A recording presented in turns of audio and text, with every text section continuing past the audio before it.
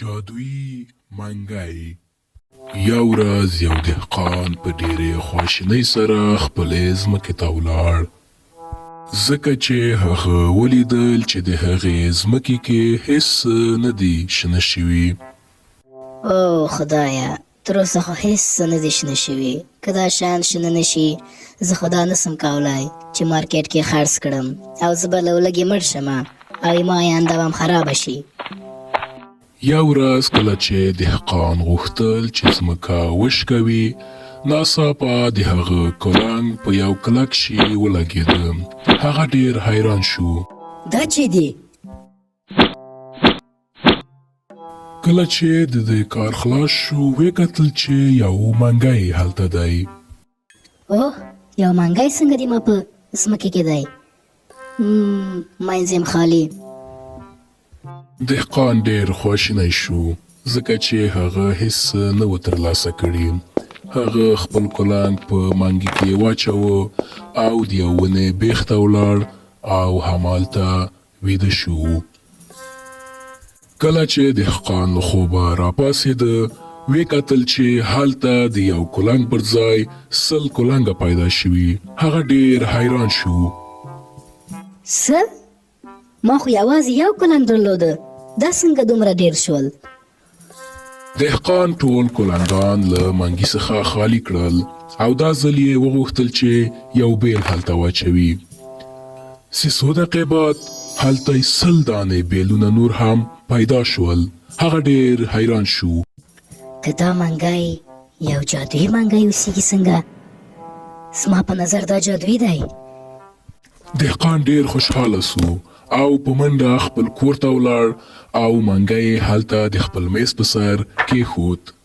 ازل دهقان غوښتل چې یوې چرګې هګۍ هلته کېدي، چې ناڅاپه ولیدل چې هغه له هګیو څخه ډکه شوه. هغه ډېر خوشحاله شو. زه باور نشم کولی. بل ځل هغه مڼه کېښودله او بیا یې ډوډۍ کېښودله. هغه ډېر خوشحاله سو، ځکه چې هغه ډېرې مڼې او ډوډۍ یې ترلاسه کړه. زه به وروسته له دې هیڅ غریب نه اوسېږم. زه کولی شم چې دوی په مارکیټ کې خرڅ کړم او ډېرې پیسې ترلاسه کړم. وروسته دهقان هره ورځ خپل اجناس یې بازار کې خرڅول. هغه هره ورځ رقم شیان خرڅول. مثلا یو ورځ به یې کالي خرڅول، یو ورځ به یې ترکاري خرڅوله او یو ورځ به یې لوبیا یا نور شیان خرڅول چې د هغه یو شی 100 برابره به کېدل. د دې همسایه‌ګان ډېر بخیل ول. یو ورځ یې یو عسکر ته د دې باره کې شکایت وکړ. یو ورځ کله چې دهقان کور ته ولاړ، یو عسکر د یې تعقیب کړ.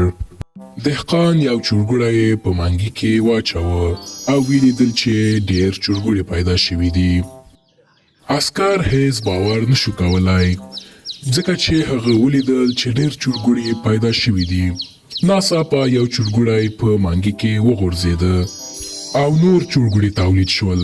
دهقان ډېر وډار شو، ځکه چې یو چورګوړی په سر، یو د میز لاندې او حتی یو یې د قاب په سر. عسکر په منډه پاچا ته ټوله قصه وکوله. پادشاه امر وکړ چې دهقان او د هغه منګی باید راوړل شي. کله چې دهقان راغی، پاچا له ځای څخه راپاڅېده او منګی یې له دهقان څخه واخیست. دهقان ډېر خفه و. ښه، زه به دا منګی له نږدې څخه وګورم.